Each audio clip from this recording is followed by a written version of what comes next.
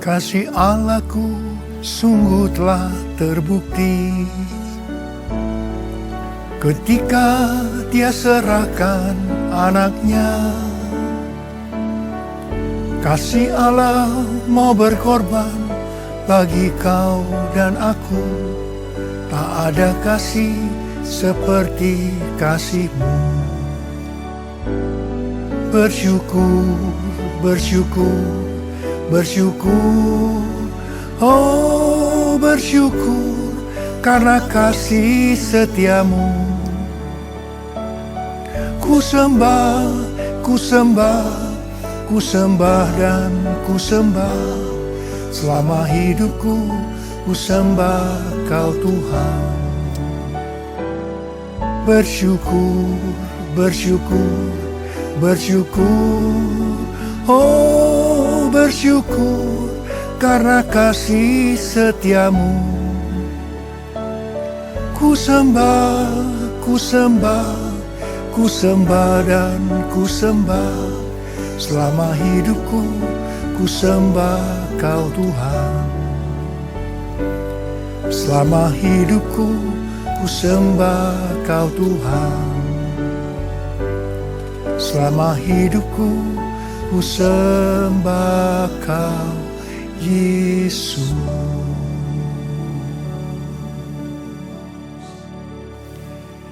Shalom saudara-saudara dikasihi Tuhan. 1 Korintus 15 ayat 3 dan 4 berkata bahwa Kristus telah mati karena dosa-dosa kita sesuai dengan kitab suci. Bahwa Ia telah dikuburkan dan bahwa Ia telah dibangkitkan pada hari yang ketiga sesuai dengan kitab suci.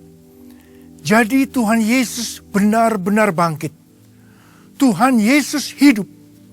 Dan Ia memberikan tema untuk tahun 2016. Bahwa tahun 2016 adalah tahun pembebasan seutuhnya.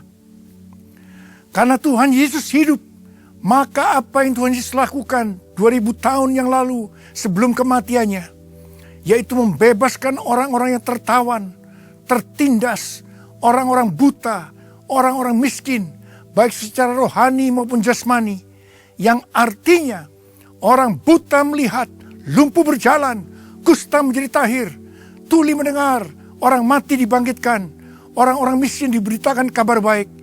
Itu masih terjadi sampai saat ini. Hari-hari ini Tuhan memakai kita yang diurapi dengan Roh Kudus dan kuat kuasa untuk membebaskan mereka seutuhnya.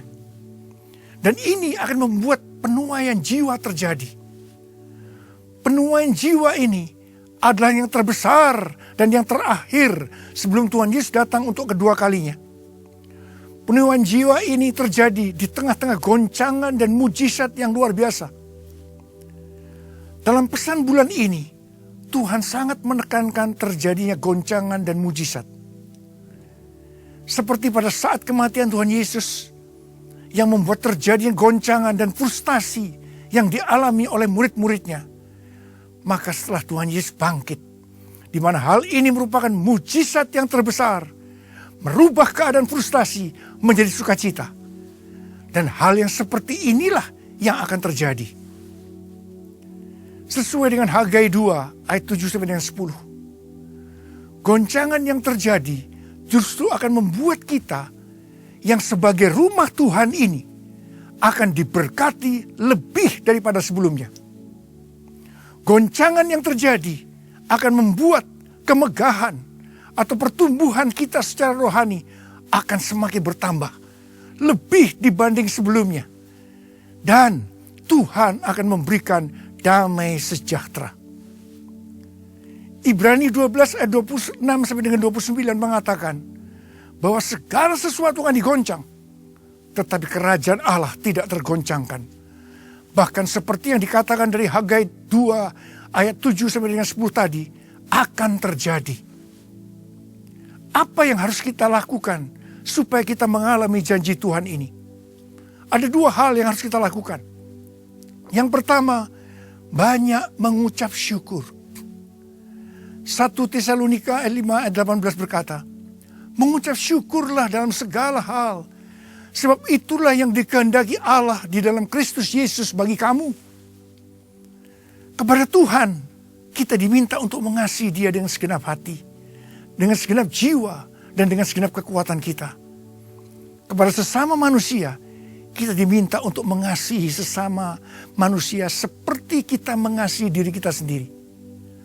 Dan kepada dirinya sendiri, kita diminta untuk mengucap syukur dalam segala hal. Saudara, mengapa kita harus mengucap syukur dalam segala hal? Yang pertama, alasan yang pertama, untuk memuliakan Allah. Dan alasan yang kedua, karena kita mengerti bahwa segala sesuatu akan mendatangkan kebaikan. Dan yang ketiga, supaya kita tidak khawatir. Dan alasan yang keempat, supaya kita mengalami mujizat. Itu yang pertama, kita harus banyak mengucap syukur. Dan hal yang kedua, kita harus beribadah kepada Allah dengan cara yang berkenan kepadanya, dengan hormat dan takut. Sebab Allah kita adalah api yang menghanguskan. Saudara, kita diminta untuk beribadah kepada Dia dengan cara yang berkenan. Roma 12 ayat 1 dan 2 berkata, "Karena itu saudara-saudara, demi kemurahan Allah, aku menasihatkan kamu, supaya kamu mempersembahkan tubuhmu sebagai persembahan yang hidup, yang kudus, dan yang berkenan kepada Allah. Itu adalah ibadahmu yang sejati. Janganlah kamu menjadi serupa dengan dunia ini, tetapi berubahlah oleh pembaharuan budimu, sehingga kamu dapat membedakan manakah kehendak Allah, apa yang baik, yang berkenan kepada Allah, dan yang sempurna." Kita diminta untuk beribadah kepada Dia dengan hormat dan takut. Saudara, kita harus hormat dan takut akan Tuhan. Musa berkata kepada orang Israel di Ulangan 10 ayat 12 dan 13. "Maka sekarang, hai orang Israel, apakah yang dimintakan daripadamu oleh Tuhan Allahmu, selain dari takut akan Tuhan Allahmu, hidup menurut segala jalan yang ditunjukkannya, mengasihi Dia, beribadah kepada Tuhan Allahmu dengan segenap hatimu dan dengan segenap jiwamu, berpegang pada perintah dan ketetapan Tuhan yang kusampaikan kepadamu pada hari ini, supaya baik keadaanmu." Saya berdoa, kalau saudara takut akan Tuhan, keadaan saudara akan baik. Mazmur 25 ayat 12 sampai dengan 14 berkata, "Siapakah yang takut akan Tuhan? Kepadanya Tuhan menunjukkan jalan yang harus dipilihnya. Orang itu sendiri akan menetap dalam kebahagiaan, dan anak cucunya akan mewarisi bumi. Dan Tuhan bergaul karib dengan orang yang takut akan Dia, dan perjanjiannya diberitahukannya kepada mereka." Saudara, dikatakan sebab Allah kita adalah api yang menghanguskan. Sesuai dengan Roma 11 ayat 22, kita diminta untuk memperhatikan kemurahan dan kekerasan Allah.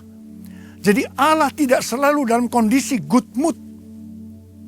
Bagi kita yang sudah lahir baru, sekarang kita berada dalam proses sanctification atau proses pengudusan. Di sini kita juga bisa mengalami dihajar oleh Tuhan.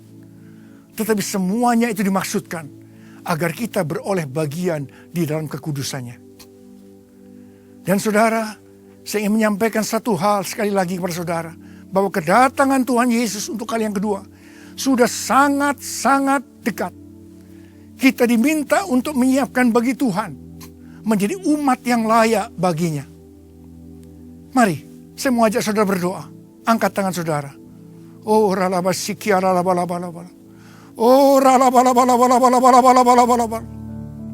Bapa, di tengah-tengah goncangan dan mujizat, Engkau tetap beserta dengan kami, anak-anak-Mu.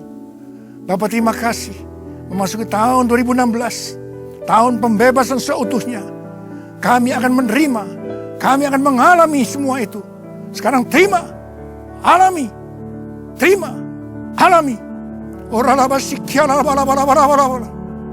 Dalam nama Yesus. Amin.